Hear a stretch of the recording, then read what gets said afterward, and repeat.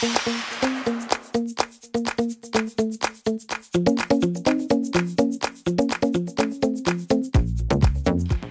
YouTube, aujourd'hui on se retrouve pour une nouvelle vidéo favori. Je sais, j'ai sauté le mois. Lequel mois? Le mois de juin je crois, peut-être un peu plus. Ça m'arrive tout le temps.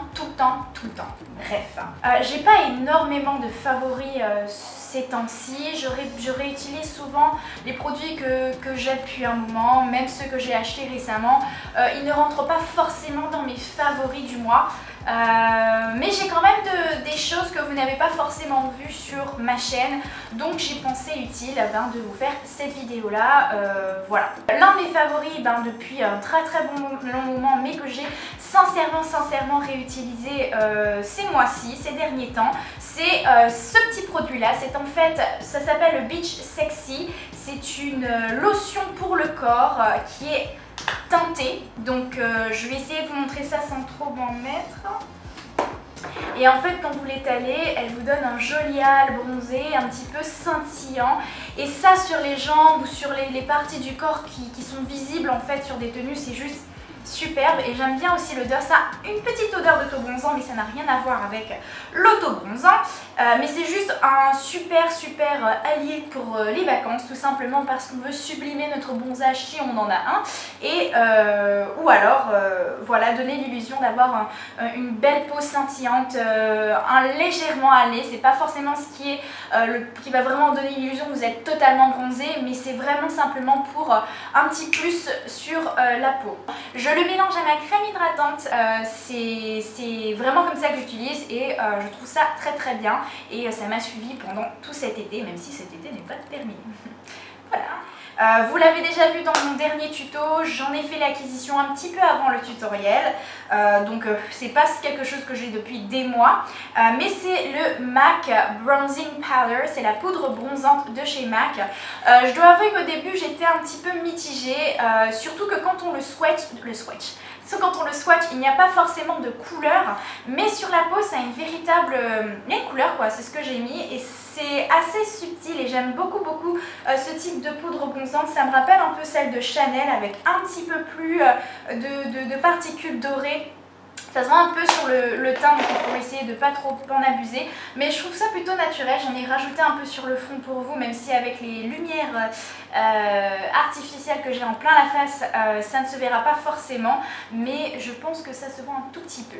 Donc voilà, c'est une très bonne poudre bronzante, je trouve. C'est pas du tout ce qui va vous servir à faire un contouring, mais juste pour un hâle léger et pas trop, et pas orangé en fait. C'est vraiment ce vers quoi je me tourne, et ça a remplacé mon soleil tan de chez Chanel. Vous saviez que j'ai quand même pas mal utilisé.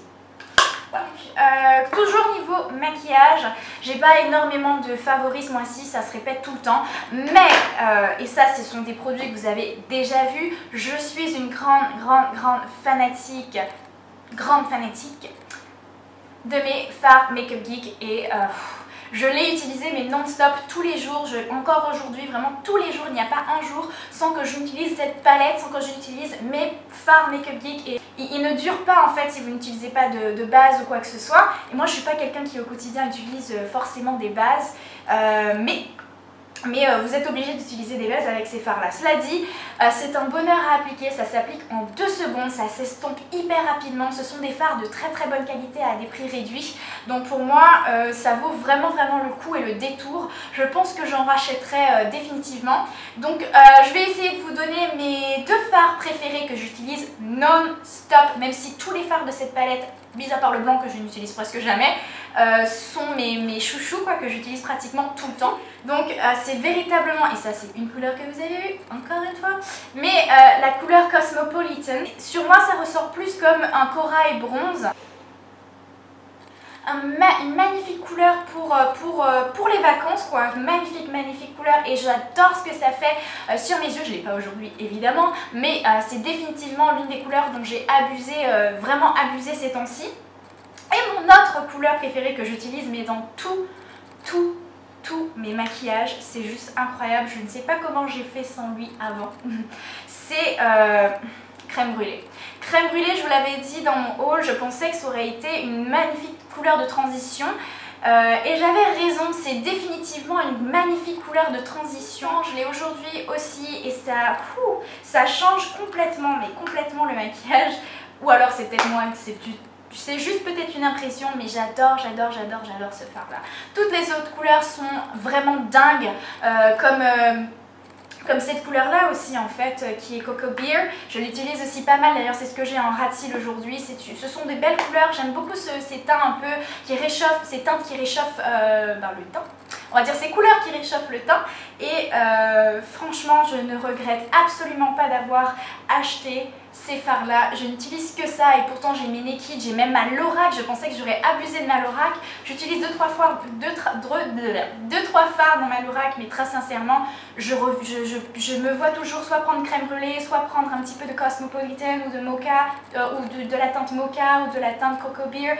Il y a toujours un des fards que j'utilise dans mon maquillage parce que je sens qu'il y a un petit truc qui manque.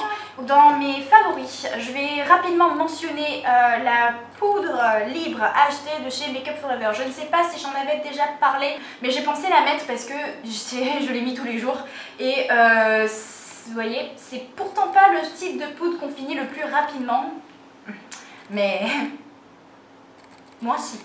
Donc moi j'aime beaucoup, c'est vrai que ça donne, sur les photos on a vraiment l'impression que ça a blanchi un peu le teint, mais ça se voit pas en personne, donc ça me gêne pas du tout, c'est totalement translucide en personne et j'aime beaucoup parce que ça ne rajoute pas de couvrance, ça ne rajoute pas, qu'est-ce que je peux dire, ça ne rajoute pas c'est pas une texture épaisse, c'est pas une poudre épaisse, c'est vraiment une poudre fine qui ne va pas se voir à l'œil nu et qui va vous matifier sans forcément vous vraiment voir que vous avez forcément de la poudre. C'est pas la poudre la plus matifiante, je l'accorde, mais en tout cas j'aime beaucoup l'effet que ça rend, l'effet assez naturel, surtout quand vous portez du fond de teint, vous ne voulez pas rajouter encore plus de couvrance et c'est la poudre parfaite pour ça. J'ai prévu de vous faire cette semaine je pense une routine teint et en particulier je vous avais dit pour l'acné ça arrivera cette semaine je pense, donc voilà.